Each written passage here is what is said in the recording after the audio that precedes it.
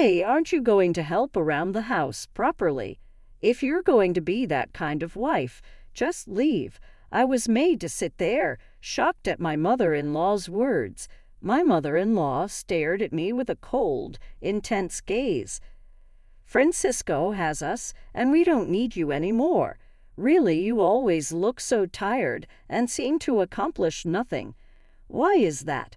My sister-in-law, who never helps around the house, said to me in a bored voice.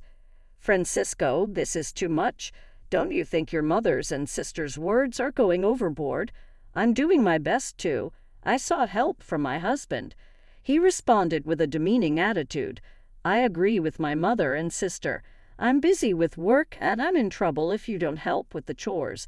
Besides, my relationship with the new part-time girl is progressing and you're just baggage. Can you quickly pack and live somewhere else? As I was shocked by Francisco's words and checked the reactions of the three, they all seemed to blame me. A rage I couldn't put into words welled up in my chest. I took a deep breath, calmed myself, and said, I understand. I need some time. My in-laws, who had relied on me so much until now, were starting to fall apart. My name is Michelle. I'm 32 years old. I am working and I spend my days doing my best in both my job and household chores. Nowadays, it's not uncommon for women to continue working even after getting married. But I truly love my job and I'm still striving at the company I joined right after college. One morning, as I was getting ready for work, my husband approached with a pleading look. Michelle, can you take care of this? What I received from my husband's hand was a file crammed with receipts. This again? You should manage your cafe's finances properly, I said with a smile. Francisco responded with a slightly spoiled face. Sorry, but I'm really bad at that. I met Francisco in an unusual way. I was drawn to him while he was working part-time at a cafe I frequented. After a few chats, we naturally began dating and eventually talked about marriage. Now Francisco owns that cafe. However, contrary to how he runs the cafe, he's not good at paperwork and always asks me to handle the accounting. As I sighed, my mother-in-law chimed in. Michelle, I suddenly feel like eating Chinese food tonight. Sure, but could you rinse the rice a bit? Well, why don't you come home early and do it? Plus, Maya and the kids are coming this weekend, so we have to think about their meals. All right, I got it. I nodded to my mother-in-law's request and hurriedly left the house. Before getting married, I was excited about my new life with Francisco, but he suggested, my mom's lonely by herself now, so why don't we all live together in our big house? So now I live with his mother. To put it lightly, she's not good at household chores. When we moved in, the house was a bit of a mess after my father-in-law passed away. She started living on a pension, but she mostly spends it on eating out or ordering takeout. Francisco seems to think that housework is a woman's job, so it ends up being my full responsibility. Francisco's sister, Maya, occasionally brings her kids home, and every time she does, my to-do list grows. I can't help but think, here comes another chaotic weekend. Weekends are precious times to recover from the usual exhaustion. However, my sister-in-law's children would ask to play or complain about being hungry. I found myself preparing meals in the kitchen and entertaining the children. Then my sister-in-law dropped a bombshell.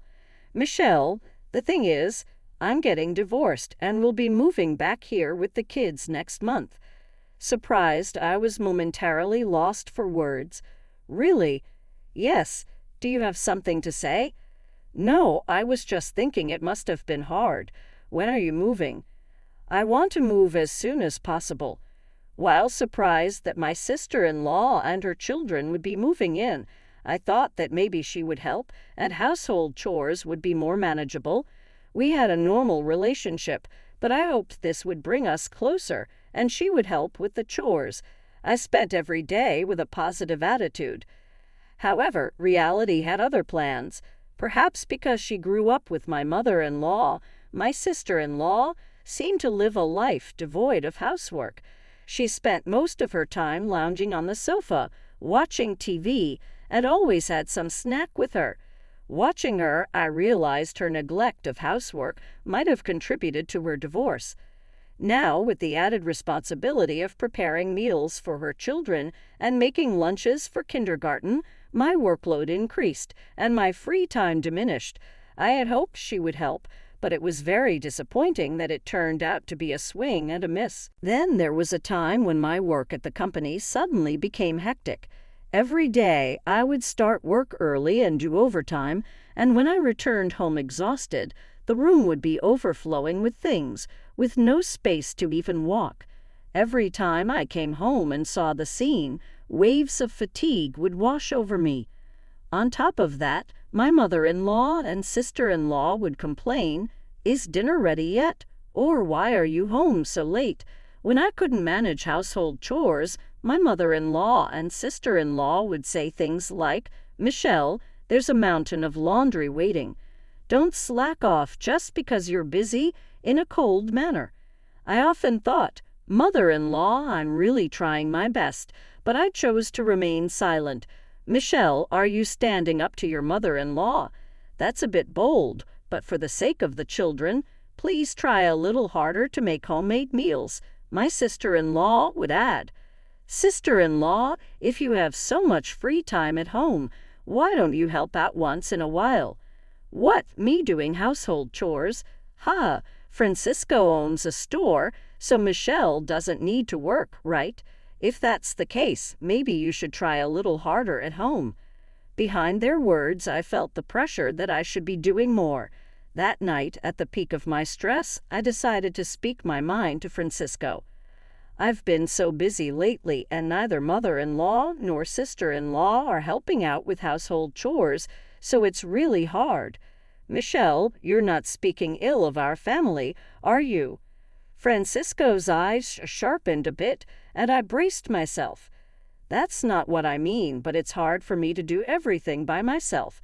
If you helped out once in a while, things would be a little easier for me. I'm busy managing the store. It's different from a regular job. Housework is the wife's responsibility, right?" Even so, I was a bit disappointed by his response. I sat and thought for a while, and suddenly a good idea popped into my head. It was a brainstorming moment. Could this work? I silently pumped my fist in excitement. I immediately grabbed my smartphone, opened my favorite online shop, and started adding necessary items to the cart. After completing the purchase, I went to bed satisfied. A few days later, my new electronic household appliances, which would become my lifelines, were delivered to our home. The latest washing machine, a cleaning robot that cleans every corner of the room, and a rice cooker that cooks delicious rice with little effort. Each of them was a savior, making my daily life just a bit easier and more enjoyable. As I was setting up the new washing machine, my mother-in-law and sister-in-law suddenly appeared with surprised expressions. "Wait, Michelle, you got such a fancy washing machine?" But the old one was still good, wasn't it? Smiling gently, I replied, "The old one took a bit too long, and I heard this new one shortens the laundry time." Their gaze then shifted to the cleaning robot and the new kitchen appliances. "See, I've also upgraded these," I said, showing them off a bit. "All these things, cleaning robots and convenient cooking appliances. Michelle, come over here for a moment," my mother-in-law called, her tone slightly raised. Inside the room, seeing the slightly surprised expressions of my mother-in-law and sister-in-law, I smirked to myself. Francisco sat next to me, and the four of us began our discussion. "Hey, why did you buy so many things?" My mother-in-law raised her voice. Do you really need all these new appliances? Isn't it just because you want to make things a bit easier?" She continued, "Well, I thought it would be nice if things around the house could run a bit more smoothly," I replied with a slightly troubled expression. But my mother-in-law chimed in, "Relying too much on machines, aren't we?" The sister-in-law waved her hand dismissively. "But Michelle, the appliances we had can still be used. Francisco is working hard managing his store. Maybe you should be more frugal." Francisco nodded in agreement with his sister. In a quiet voice, I murmured, "Maybe you're right." There was a hint of anger in my mother-in-law's eyes. "Are you even considering our household?" she snapped. I stumbled over my words. "I really am, but I'm just a bit exhausted." My mother-in-law raised her voice. "Enough. I can't believe you're our daughter-in-law." My sister-in-law, with a disgusted look, added, "I'll watch over Francisco." "We don't need someone like you here." When I looked at Francisco, he said coldly, "I understand what Mom and Sis are saying. It's a bit difficult to have a wife who doesn't do housework." Looking at Francisco's face, my heart felt heavy. He continued with a cold smile, "I have my own store, so I decide how to use my money. But being with someone who spends on anything and everything might be difficult. Why has it come to this?" Despite being shaken by his words, I looked into Francisco's eyes. He continued, "Also, I've noticed things have been going well with that new part-time girl.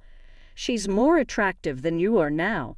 Maybe it's time for you to back up and find a new place to live."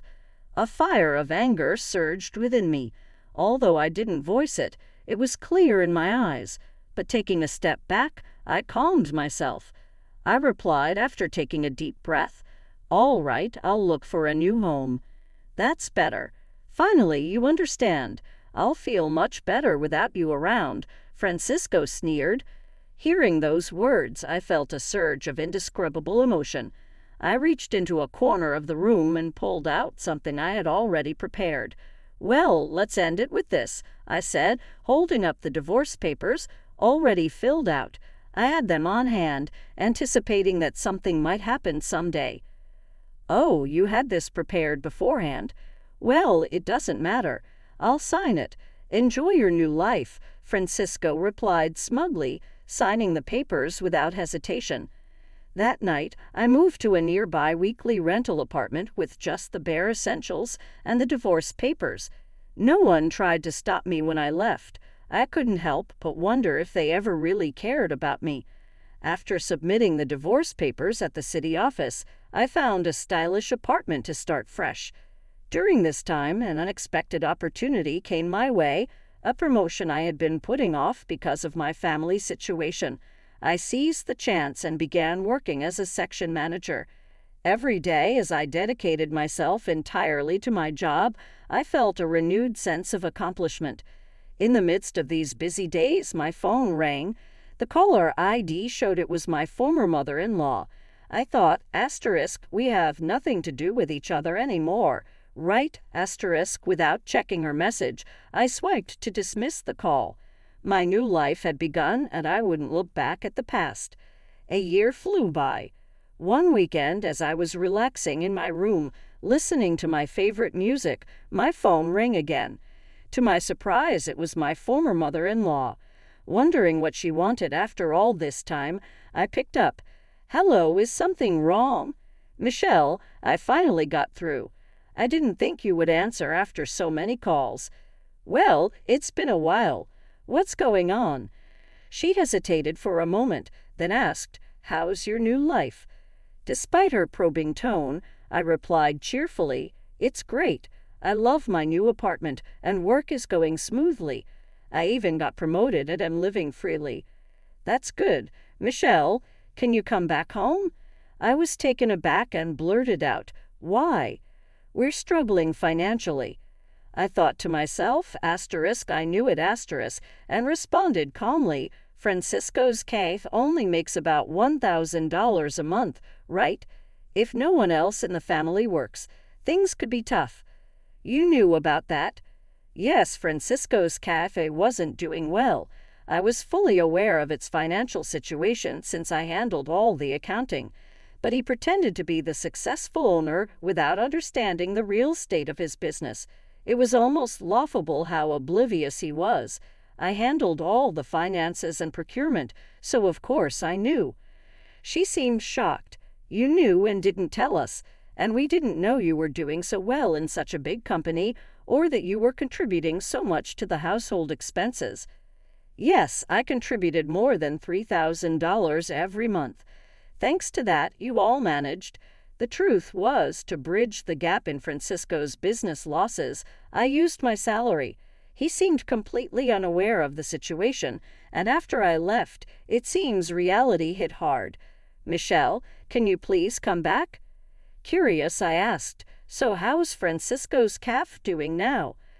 She sighed. We might have to close soon, and the part-time workers keep quitting.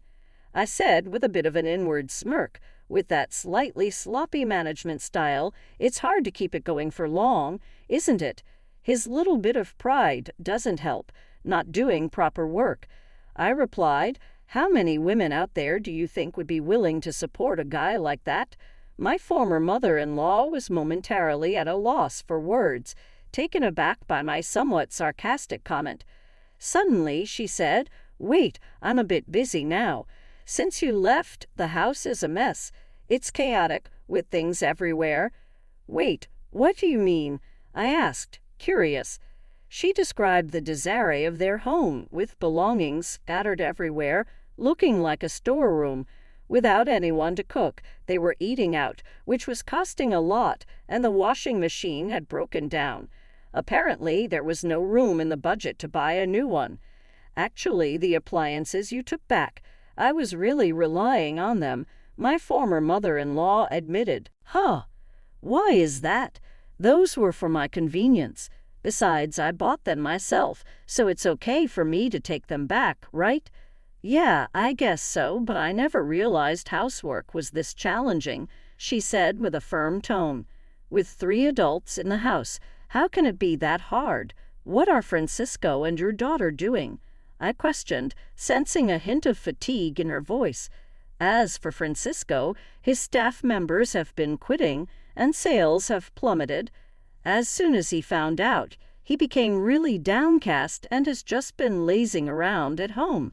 What? But Francisco used to spend his money from the store without any restraint, right?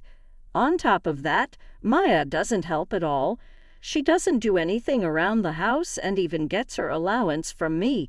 To be honest, living on just my pension for the 3 of us is really hard. Maya once told me that I was unnecessary because she was there. I responded with a hint of sarcasm. Desperately, my former mother-in-law said, Michelle, we're really in trouble. Living on just my pension for the 3 of us is quite tough. I have no intention of returning to that house. It must be hard living with all the baggage, I replied, watching her struggle to find words. Seeing her like this made me feel a bit sorry for her, but as I was about to hang up, she seemed eager to say something. Michelle, I'm really sorry. Can you reconsider us? Her voice sounded a bit exhausted. I wonder if we can ever spend days together with smiles again. Oh, was it that hard without me? I replied, a mix of surprise and calmness in my tone. After a short pause, my former mother-in-law took a deep breath. Yes, there's actually an issue with the property tax. We might have to let go of the house. I see, but I really don't want to get involved anymore. Decide what you're going to do with your family, I said, hanging up without waiting for her next words. After that, I set up my phone so I wouldn't receive any more calls from her. In my room, holding my favorite mug filled with aromatic coffee, I enjoyed my time alone, looking out at the scenery. A smile spontaneously appeared on my face. A few months later, when I passed by the cafe where Francisco used to work, I noticed the place was now quiet and empty. Recalling its past liveliness, I felt a bit nostalgic. Asterisk, it seems they really closed the shop, asterisk, I thought. While walking around the old town, I became curious about my former in-law's house and saw a sold sign. Coincidentally, I bumped into an old neighbor who told me that those 3 had quickly sold their house and moved to a small apartment nearby. In their new home, there were always loud arguments and even the smell of garbage. It seemed the neighbors were quite bothered, and it had become a bit of local gossip. Asterisk, it must be tough for them, asterisk, I thought. But with a bit of effort, life can change. I wondered why they didn't try. As I gazed at the old house, these thoughts wandered through my mind. A lot has happened to me since then, but I'm living each day to the fullest. In fact, a handsome guy from my workplace confessed, saying, "I really admire your hard-working nature. Now we're enjoying our dates and I'm really looking forward to what the future holds. If I get married again, I really want to be happy. I'm feeling very